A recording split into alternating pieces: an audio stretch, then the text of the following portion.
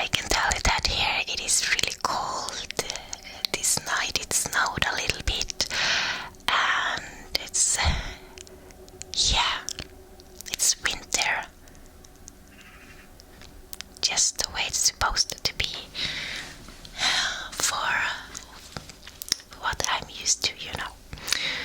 Okay, the secret garden. Chapter 1. There is no one left.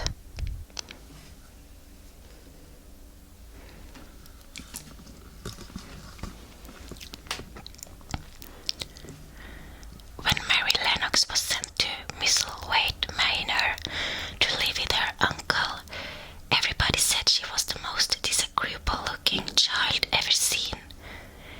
It was true though, too. She had a little thin face and a little thin body, thin light hair and a sour expression. Her hair was yellow and her face was yellow because she had been born in India and had always been ill in one way or another. Her father had held a position under the English government and had always been busy and ill himself. And her mother had been a great beauty who cared only to go to parties and amuse herself with gay people. She had not wanted a little girl at all, and when Mary was born, she handed her over to the care of an ayah who was made to understand that if she wished to please the Mem Sahib, she must keep the child out of sight as much as possible. So when she was a sickly, fretful, ugly little baby, she was kept out of the way, and when she became a sickly, fretful, toddling thing, she was kept out of the way also.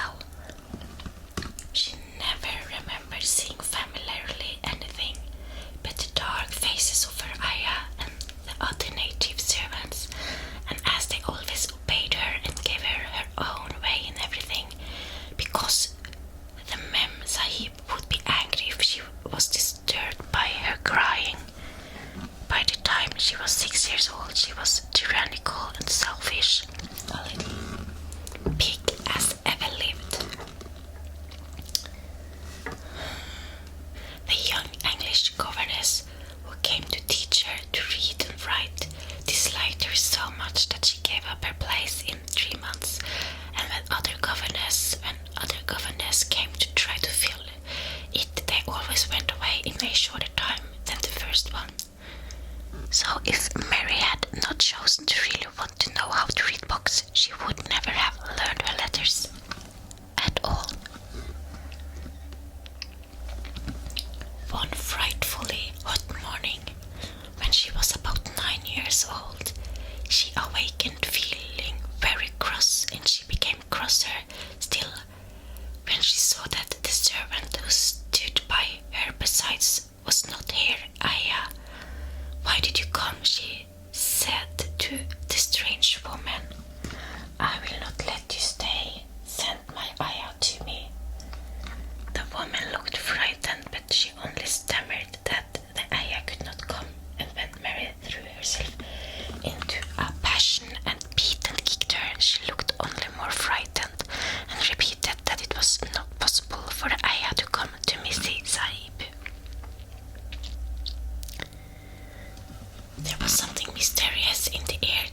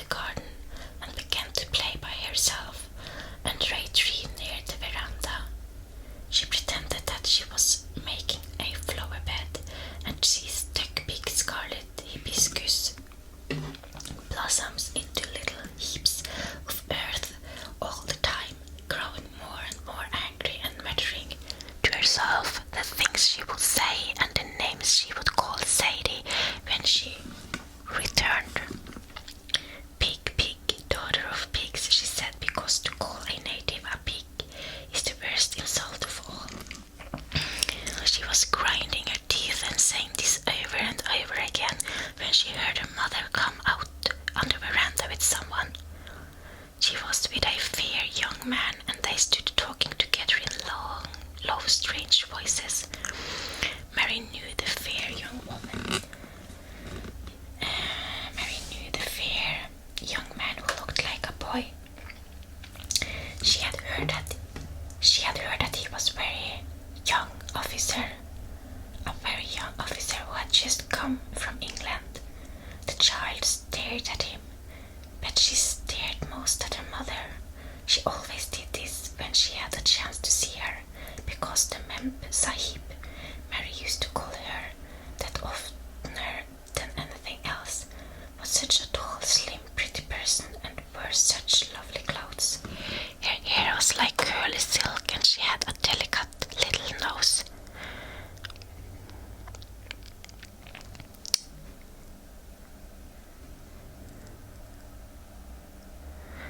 Which seemed to be disdaining things, and she had large, laughing eyes. All her clothes were thin and floating, and Mary said they were full of lace. They looked fuller of lace than ever this morning. But her eyes were not laughing at all. They were large and scared and lifted imploringly to the fair boy officer's face. Is it so very bad? Oh, is it? Mary heard her say. Awfully, the young man answered in a trembling voice. Awfully, Mrs. Lennox. You ought to have gone to the hills 2 weeks ago. The Mem Sahib wrung her hands. Oh, I know I ought, she cried. I only stayed to go to that silly dinner party. What a fool I was. At that very moment, such a loud sound of wailing broke out from the servants' quarters that she clutched the young man's arm, and Mary stood shivering from head to foot. The wailing grew wilder and wilder. What is it? What is it? Mrs. Lennox gasped. Someone has died, answered the boy officer. You did not say it had broken out among your servants. I did not know. The Mem Sahib cried, come with me, and she turned and ran into the house. After the appalling things happened and the mysteriousness of the morning was explained to Mary, the cholera had broken out in its most fatal form and people were dying like flies. The ayah had been taken ill in the night, and it was because she had just died that the servants had wailed in the huts. Before the next day, 3 other servants were dead and others had run away in terror. There was panic on every side and dying people in all the bungalows. During the confusion and bewilderment of the second day, Mary hid herself in the nursery and was forgotten by everyone. Nobody thought of her, nobody wanted her, and strange things happened of which she knew nothing. Mary alternately cried and slept through the hours. She only knew that people were ill and that she heard mysterious and frightening sounds. Once she crept into the dining room and found it empty, though a partly finished meal was on the table, and chairs and plates looked as if they had been hastily pushed back when the diners rose suddenly for some reasons. The child ate some fruit and biscuits, and being thirsty she drank a glass of wine, which stood nearly filled. It was sweet, and she did not know how strong it was. Very soon it made her intensely drowsy, and she went back to her nursery and shut herself in again, frightened by cries she heard in the huts and by the hurrying sound of feet. The wine made her so sleepy that she could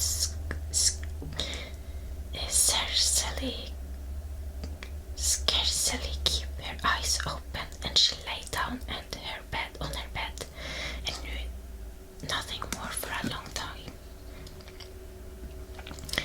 Many things happened during the hours in which she slept so heavily, but she was not disturbed by the wails and the sound of things being carried in and out of the bungalow. When she awakened, she lay and stared at the wall. The house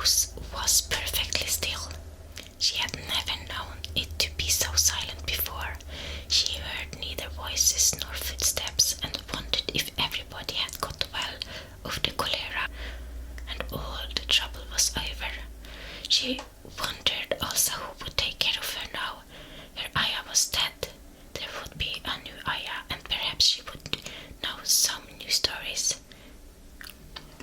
Mary had been rather tired of the old ones. She did not cry because her nurse had died. She was not an affectionate child and had never cared much for anyone.